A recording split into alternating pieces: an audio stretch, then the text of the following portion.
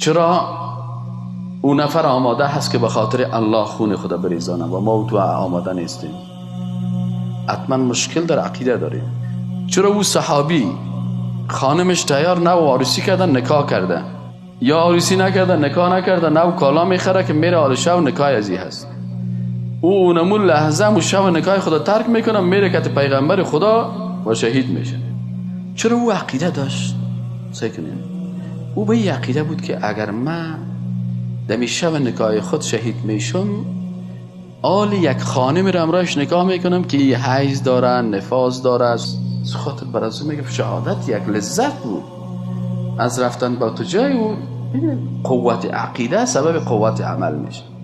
یک صحابی میگه که رسول الله صلی الله علیه و آله خرما را ما بخورم، رسول الله صلی الله علیه و آله میگه که تو اگر شهید شوی از این که خرمای مدینه منوره را عجوا میگفتن که بسیار میگفتن خرمای بسیار زیبا و خوبش بود و کسی که صبحانه 7 دانه از او بخوره از سحر و از زهر و گپا نجات پیدا میکنه. ایناله چطور اما خرمای زیبا رو این صحابی ترک میکنه؟ به خاطر که عقیده داشت که اگر من در راه الله شهید میشم خرمای رو میخورم که باز او لذتش از این لذت ازی کده بسیار زیاد. پس انسانی که عقیده قوی داشت میفهمه که در اسلام نقص نیست، والله میفهمه که در بندیگری نقص نیست. حالا ما تو نقص کردیم یا کسایی که بندیست؟ ما تو نقص کردیم. او کسی که بندیست خدا نقص نیست. ما تو که مثلا خوب آمد و خدا کریم چرب میکنیم و او قمچین میخورن، ما تو نقص کردیم یا او نقص کرده؟ او نقص نکرده، چون او هر قمچینش دلیل است پیش الله که به خاطر کلمه توحید لط خورده. وجود ازی در روز قیامت بر شهادت میده که یا الله اینمی قسمت وجود ما به خاطر تو آسیب دید توسط دشمنای اسلام. قوت ایمان انسان قوت عمل میبخشه.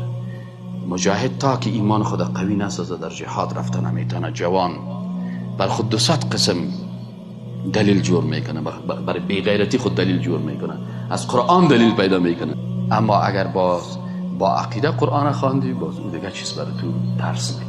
اینی از منفعت عقیده که عقیده قوی داشتی قرآن هم صحیح خوانده میتونی، عقیده ضعیف داشتی اما قرآن هم غلط تفسیر میکنی، مثل علمای بنی اسرائیل. ضعف عقیده است که آدم به غلامی میکشونه. ملایی که عقیده نداره گپ زدن نمیتونه. اگر عقیده قوی داشتی غیرت هم پیدا میکنی، شهامت هم پیدا میکنی. برای قاتل گفته میتونی قاتل هستی، برای جنایتکار گفته میتونی که تو خودت جنایتکار هستی، برای امریکایی در پیشروش میگی که تو تروریست هستی، چون عقیدت قوی است. اگر کشته شو ناز کردی نه خدایا به خاطر ازی که دشمنت را بد میدیدم مرا کشت، الله برات عزت میده. چرا؟ محبت مخلوق نسبت محبت خالق بیش ما زیاد است.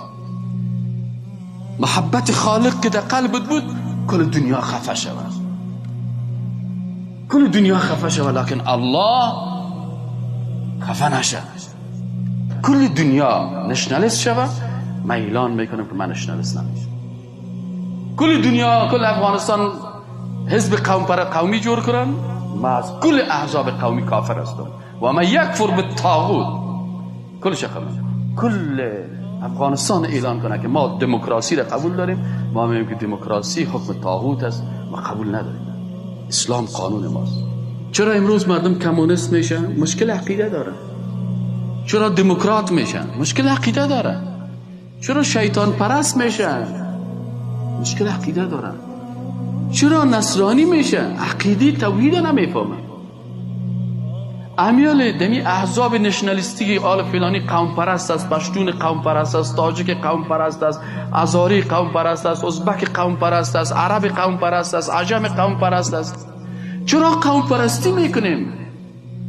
به خاطر که این اکرمکم عند الله اتقاکم معنیش نمیفهمیم. عقیده ما عقیده قرآنی نیست، از این خاطر قوم پرست هستیم. بس کی عروسی اسلامی میکنه در جوانان؟ کی نماز 5 وقت در جماعت میره؟ کدام جوانا در صف جهاد قرار دارن؟ کدام جوانا از حرام خدا نگاه میکنن؟ کدام کسایی هستن که رشوت نمیخورن؟ کدام جوانایی هستن که 24 ساعت عمر خود در دعوت اسلام وقف کردن؟ کدام جوانایی هستن که زحمت زیاد میکشن تا که بتانن به اسلام خدمت بکنن؟ کی هست وقت خود، انرژی خود و مال خود در راه اسلام قربان میکنه، مصرف میکنه؟ کسی که عقیده قوی داشته باشه. اما اگر عقیده قوی نداشتی باز هیچ کارا رو کردن نمیتونی.